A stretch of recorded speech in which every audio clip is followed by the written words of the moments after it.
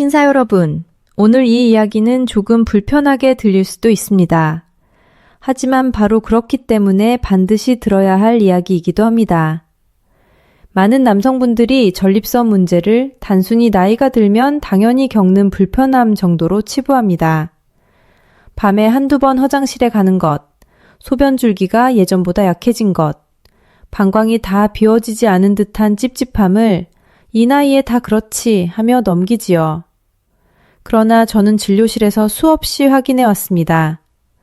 이 작은 신호들이 쌓이면 어느 순간 삶의 중심을 조용히 무너뜨린다는 사실을 말입니다. 수면의 질은 떨어지고 낮에는 이유 없는 피로와 짜증이 늘어나며 자신감과 남성으로서의 자존감까지 서서히 흔들리기 시작합니다. 그런데 여기서 대부분의 남성들이 모르는 중요한 진실이 하나 있습니다. 약이나 수술이 아니더라도 단 몇 분의 올바른 습관과 특정 운동만으로도 전립선의 염증과 불편함을 완화하는 데 도움을 줄 수 있다는 사실입니다. 오늘 저는 그 비밀을 차분히 그러나 분명하게 말씀드리려 합니다. 끝까지 함께 해주신다면 당신의 몸이 아직 스스로 회복할 힘을 가지고 있다는 것을 느끼시게 될 것입니다. 전립선이 커진다는 말을 들으면 많은 분들이 곧바로 겁부터 냅니다. 하지만 양성 전립선 비대증은 암이 아닙니다. 문제는 크기 그 자체보다 그로 인해 생기는 일상의 변화입니다. 소변을 보려고 자주 깨고 급하게 화장실을 찾게 되고 중요한 순간마다 신경이 소변에 쏠리는 상태 말이지요. 이런 증상은 단순한 불편을 넘어 삶의 리듬을 흐트러뜨립니다. 특히 밤잠이 깨지기 시작하면 몸은 회복할 시간을 잃고 낮 동안의 집중력과 기력도 눈에 띄게 떨어집니다. 더 조심해야 할 점은 많은 남성분들이 이 상황을 참으면 된다거나 아직 병원 갈 정도는 아니다 라고 스스로 설득한다는 것입니다. 하지만 전립선 문제는 참는다고 사라지지 않습니다. 오히려 방치할수록 염증과 자극이 반복되며 증상은 서서히 고착됩니다. 저는 환자분들께 늘 말씀드립니다. 전립선은 조용하지만 정직한 기관이라고요. 관리하면 버텨주지만 무시하면 반드시 신호를 보냅니다. 이제 왜 이 문제가 단순한 노화가 아닌지, 그리고 몸 안에서 어떤 일이 벌어지고 있는지 차근차근 살펴보겠습니다. 이제 전립선과 방광의 구조를 아주 쉽게 이해해 보겠습니다. 복잡한 의학 용어는 필요 없습니다. 저는 전립선을 설명할 때 늘 이런 비유를 듭니다. 방광은 물을 담는 말랑한 물주머니이고 그 아래 출구를 둘러싸고 있는 작은 밸브가 바로 전립선입니다. 이 밸브가 부드러울 때는 소변이 자연스럽게 흘러나옵니다.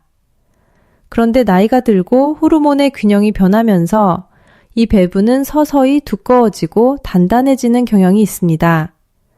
마치 물이 흐르는 호스를 살짝 조여놓은 것과 같습니다. 처음에는 큰 문제가 없어 보여도 시간이 지나면 물줄기가 약해지고 압력이 쌓이게 되지요. 이때 방광은 더 힘을 써서 밀어내려고 하고 전립선은 그 압박을 그대로 받습니다. 이런 상태가 반복되면 방광은 지치고 전립선 주변에는 긴장과 자극이 쌓이기 시작합니다. 중요한 것은 이 변화가 하루아침에 일어나지 않는다는 점입니다. 그래서 더 위험합니다. 눈에 띄는 통증 없이 서서히 진행되기 때문에 대부분의 남성분들이 아직 괜찮다고 착각하게 됩니다. 하지만 이 구조를 이해하면 왜 순환과 근육의 역할이 중요한지 자연스럽게 이어집니다. 여기서 많은 분들이 놓치는 핵심이 하나 있습니다. 전립선 문제는 단지 샘 하나의 문제가 아니라 그 주변 환경 전체의 문제라는 점입니다. 특히 골반 부위의 순환과 근육 상태는 전립선 건강에 직접적인 영향을 미칩니다. 하루 대부분을 앉아서 보내고 배와 골반을 거의 쓰지 않는 생활이 반복되면 그 부위의 혈액 흐름은 자연스럽게 느려집니다. 혈액과 체액이 정체되면 산소 공급이 줄고 노폐물은 잘 빠져나가지 못합니다. 이런 상태를 우리는 우혈이라고 부르는데 우혈은 염증과 불편함을 키우는 조용한 불씨가 됩니다. 실제로 서양의학 연구에서도 골반 순환이 나쁜 남성일수록 전립선 관련 증상이 더 심하게 나타난다는 보고가 반복되고 있습니다. 한의학에서도 하초의 기혈이 막히면 배뇨와 성기능이 함께 약해진다고 설명하지요. 결국 동서양 의학이 공통으로 말하는 결론은 하나입니다. 전립선을 살리기 위해서는 그 주변의 순환과 근육을 깨워야 한다는 사실입니다. 바로 이 지점에서 오늘 제가 말씀드릴 핵심 운동이 의미를 갖게 됩니다. 이제 핵심으로 들어가 보겠습니다. 많은 분들이 여성에게만 필요하다고 알고 있는 케겔 운동. 사실 이 운동은 남성에게도 매우 강력하며 특히 전립선 건강에 직접적인 도움을 줍니다. 케겔 운동은 전립선과 방광의 바닥을 지탱하는 골반저 근육을 수축하고 이완하는 아주 단순한 동작입니다. 이 근육들은 소변을 참거나 배출할 때, 그리고 발기와 사정 과정에도 깊이 관여합니다. 그런데 나이가 들수록 이 근육들은 쓰이지 않으면 빠르게 약해지고 순환도 함께 떨어집니다. 케겔 운동을 꾸준히 하면 이 근육들이 다시 깨어나면서 혈액과 체액의 흐름이 개선되고 전립선 주변의 압박과 우혈이 서서히 풀리기 시작합니다. 그 결과 소변 줄기가 조금씩 힘을 되찾고 잔뇨감이 줄어들며 밤에 깨는 횟수도 감소하는 변화를 경험하게 됩니다.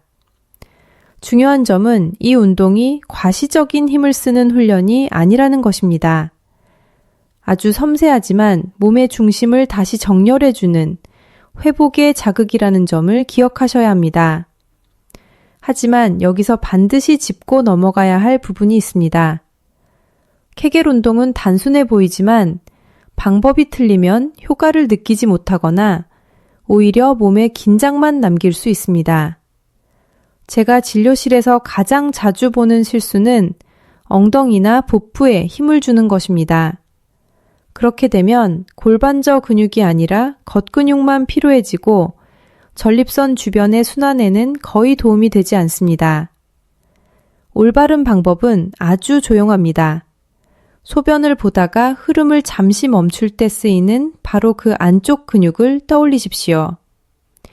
그 근육을 살짝 끌어올리듯 수축한 뒤 완전히 힘을 풀어 이완합니다. 이완이 수축만큼이나 중요하다는 점을 꼭 기억하세요. 또 하나의 실수는 너무 강하게, 너무 오래 버티려는 욕심입니다. 전립선은 섬세한 기관입니다. 과한 긴장은 오히려 불편감을 키울 수 있습니다. 처음에는 짧게, 부드럽게, 그러나 매일 반복하는 것이 핵심입니다. 몸이 이 자극에 익숙해질수록 전립선 주변의 긴장도 서서히 풀리기 시작합니다. 이 운동을 시작한 뒤 많은 분들이 가장 먼저 묻는 질문이 있습니다. 도대체 언제쯤 변화를 느낄 수 있나요?